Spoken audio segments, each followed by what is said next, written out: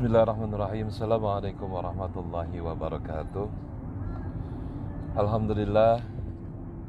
Alhamdulillahilladzi anzala sakinata fi qulubil mu'minin liyazdadu imana wa ma imanihim.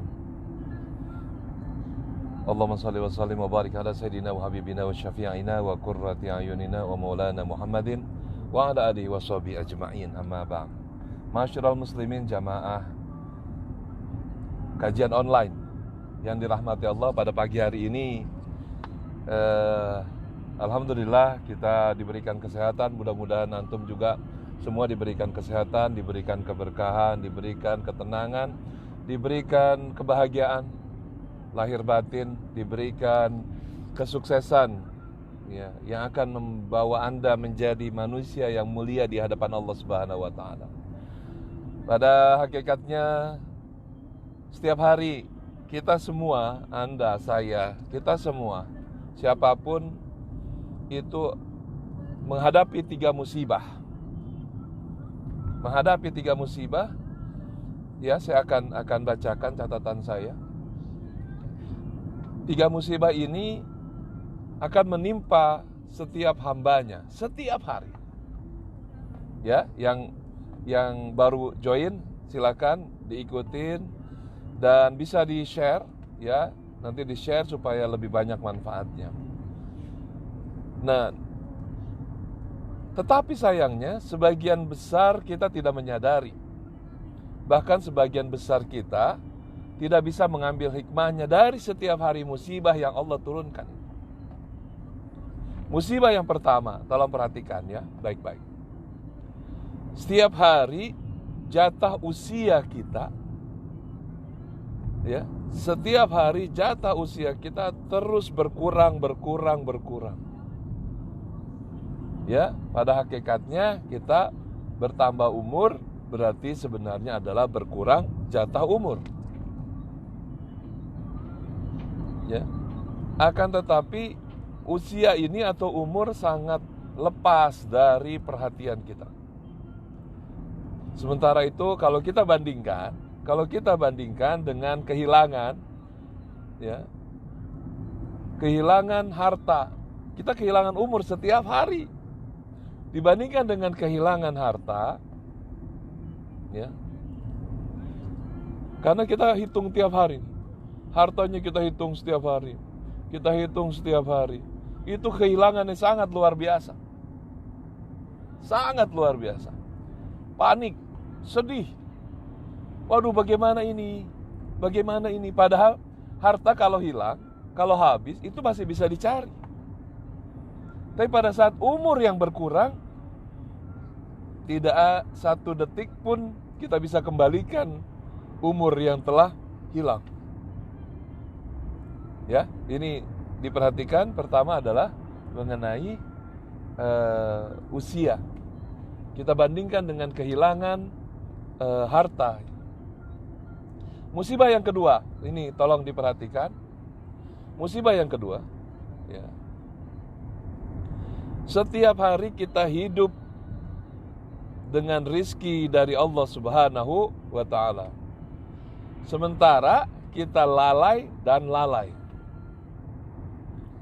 Ya.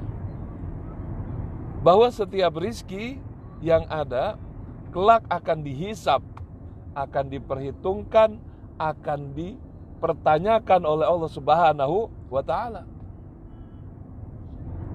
Ya. Jamaah kajian online yang dirahmati Allah, apabila rizki yang kita terima itu dari jalan yang halal,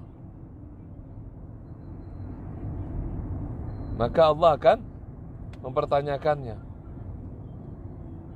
Apa pertanyaannya? Pada saat rizki yang kita dapat itu dari jalan yang halal, maka Allah akan pertanyakan, apakah kamu, Anda, kita, saya, dan kalian semua, kita semua, apakah sudah bersyukur atau belum?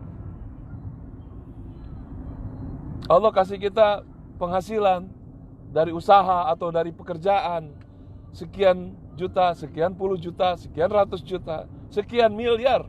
Sudahkah kita bersyukur kepada Allah Subhanahu wa ta'ala? Ya. Kalau kita lupa bersyukur atas ilmu, atas rezeki yang Allah udah berikan kepada kita dari jalan yang halal tersebut, maka bisa jadi Allah akan angkat. Lalu bagaimana dengan kita mendapatkan rezeki, kita mendapatkan harta dari jalan yang tidak halal atau haram? Maka Allah Subhanahu wa ta'ala akan memberikan azab, hukuman kepada kita. Masya Allah. Musibah yang ketiga, disadari atau tidak, kita setiap hari melangkah makin mendekati kepada akhirat. Kita makin dekat kepada akhirat, bukan makin menjauh. Sebagaimana dekatnya kita kepada akhirat, ya, otomatis makin menjauhkan kita kepada dunia. Seharusnya begini cara kita bersikap.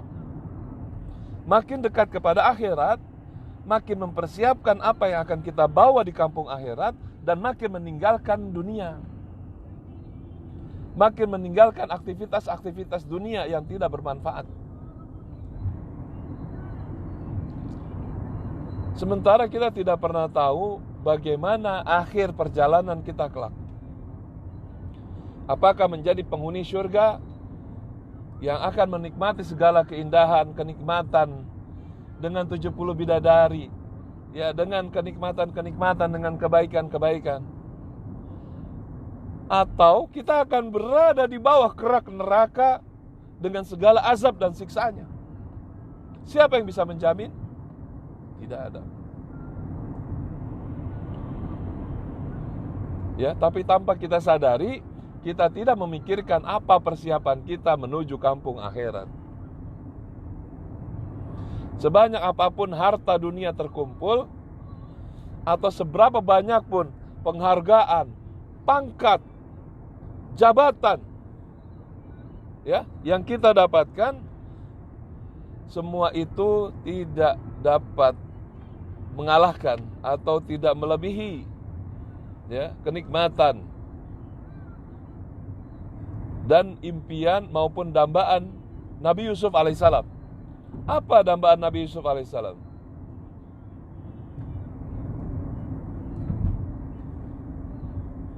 Ini dambaannya Nabi Yusuf alaihissalam. Ya Allah, aku memohon kepadamu agar engkau mewafatkanku dalam keadaan Islam, dan kumpulkanlah aku di surgamu bersama hamba-hambamu yang soleh.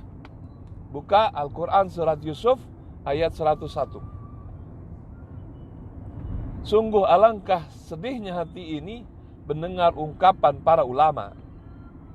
Apabila engkau merasa malas melakukan ketaatan, tolong perhatikan. Apabila engkau merasa malas melakukan ketaatan, maka kalau kata Bang Napi ini, waspadalah. Waspadalah. Apa yang harus diwaspadai? Kalau kita malas melakukan ketaatan ataupun kebaikan, amalan, kita malas sholat, kita malas ngaji, kita malas puasa, kita malas wirid, kita malas baca Quran, kita nggak senang dengan majelis-majelis, kita nggak senang dengan kajian-kajian baik offline maupun online, kita benci kepada ulama, waspadalah. Maka boleh jadi Allah tidak menghendaki atau Allah tidak menyukai amalan-amalan ibadahmu. Nauzubillah summa naudzubillah. Ya, Allah Subhanahu wa taala berfirman di dalam surat At-Taubah ayat 46. Ya, nanti dibuka Al-Qur'annya. Allah benci terhadap ibadah mereka. Siapa itu mereka? Orang-orang munafik. Dengan sebab itu Allah palingkan mereka dari ibadah tersebut. Berpaling dia, disuruh ngaji, melengos. Disuruh sedekah, sayang ya. Mendingan buat beli sepatu baru, mendingan beli motor baru. Ya, disuruh kurban padahal mampu. Nyicil handphone 26 miliar, 26 juta. Tapi beli kambing satu berat. Boleh jadi Allah tidak menghendaki kebaikan-kebaikan yang engkau lakukan. Allah nggak senang dengan ibadah kita. Ya Allah, ya Rabb, gimana kita mau tinggal hidup di bumi Allah? Kita beratapkan langit-langitnya Allah, kita mengharapkan rizki-rizkinya Allah, tapi kita membangkang. Ya Allah, ya Rabb, jangan Engkau jadikan dunia ini impian terbesar kami. Ini bukan tujuan. Dunia ini bukan tujuan. Silakan Anda mau sukses, silakan. Anda mau berhasil, silakan. Anda mau jadi orang kaya, silakan. Anda mau jadi pejabat, silakan. Ya, Anda mau jadi konglomerat, silakan. Tapi ini bukan tujuan. Ini bukan impian. Dan jangan jadikan dunia ini jabatan Anda, pangkat Anda, kesibukan-kesibukan Anda itu menyita waktu Anda untuk beribadah kepada Allah. Ya, yang terakhir, doanya adalah, ya Allah, jangan jadikan neraka sebagai akhir dari perjalanan kami, dan jadikan surgamu sebagai rumah peristirahatan terakhir kami. Amin, amin, ya rabbal alamin. Semoga hari-hari kita penuh keberkahan. Semoga hari-hari kita penuh dengan ibadah kepada Allah Subhanahu wa taala. Semoga senantiasa hari-hari kita dipenuhi dengan kebaikan-kebaikan dan doa-doa terbaik, perkataan yang baik, prasangka yang baik, ya, berpikir yang baik. Karena insya Allah yang datang hanya yang baik-baik. Dan apalagi jika Anda dengan ikhlas, dengan rela, dengan ridho, silahkan share. Kalau ini dianggap adalah bermanfaat, teruskan kebaikan-kebaikan ini supaya orang lain dapat merasakan manfaatnya. Dan jika ada pertanyaan ataupun sharing ataupun informasi yang akan disampaikan, silakan di komen, ya, di komen di kolom komen yang sudah ada. Nanti insya Allah akan saya jawab langsung untuk semua jamaah kajian online. Mari kita tutup dengan doa kifaratul majlis. Subhanakallahumma wa bihamdika asyhadu an la ilaha illa anta astaghfiruka wa atubu ilaik. Billahi taufiq wal hidayah wal afu minkum. Wassalamualaikum warahmatullahi wabarakatuh.